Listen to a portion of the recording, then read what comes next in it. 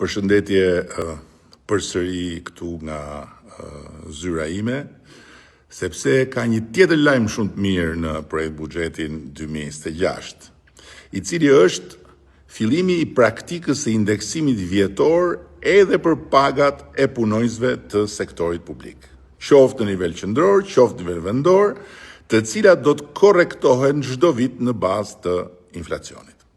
Kjo është një politikë e re pagash që e kombinuar me rritjen e përgjithshme si rezultat i rritjes pagës minimale për të gjithë, i shton gati 100 milion euro qysh në vitin e parë 2026, shumës që mandati i katërt do të vërë në dispozicion të rritjes së fuqisë blerëse të gjitha kategorive shoqërore.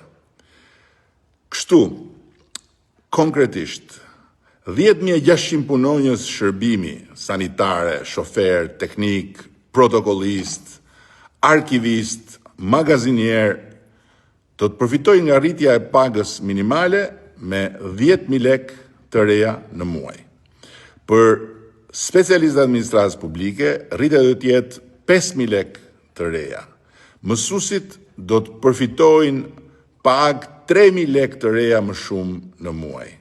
Për herë të parë, në sektorin e shëndetësisë, përveç indeksimit vjetor, do të fillojë dhe llogaritja e vjetërsisë në punë, që do të thotë si mesatare për mjekët e përgjithshëm nga 131.700 lekë në 143.500 lekë të reja në muaj, për mjekët në spitale nga 174.000 lekë në 186.000 lekë të reja në muaj, për infermierët nga 87.000 lekë në 92.500 lekë në muaj. Po ashtu, edhe për punonjësit e policisë së shtetit, përveç indeksimit do të ketë rritje për vjetërsinë në punë, e cila për gradat më të ulta përkthehet në një rritje mesatare me 5.000 lekë të reja në muaj.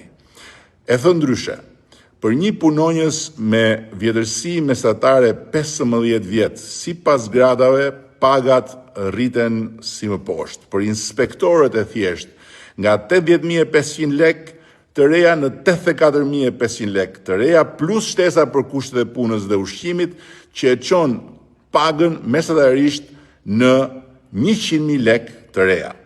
Për nënkomisarët, paga do të rritet nga 95.500 në 101.000 lekë të reja, e cila me shtesën për kushtet e punës dhe po ashtu për ushqimin shkon në 116.000 lekë të reja. Për komisarët nga 105.000 në 110.600 dhe me shtesën për kushtet e punës plus për ushqimin shkon në 125.600 lekë të reja.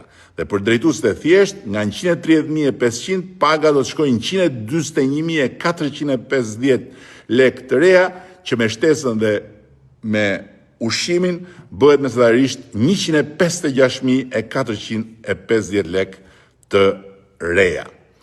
Janë të gjitha lajme të mira për të gjitha këto kategori, sepse tani më Shqipëria është në një nivel tjetër. Dhe ky fakt do të bëhet çdo vit dhe më i prekshëm në jetën e përditshme të njerëzve tanë, qoftë në sektorin publik, qoftë në atë privat, të njerëzve që jetojnë me punë. Sepse ata që na dhanë besimin e jashtëzakonshëm, me 83 mandate për Shqipërinë 2030, meritojnë çdo vit e më shumë dhe do të kenë çdo vit e më shumë. Këta jemi ne, ky jam unë, kjo është Partia Socialiste e Shqipërisë.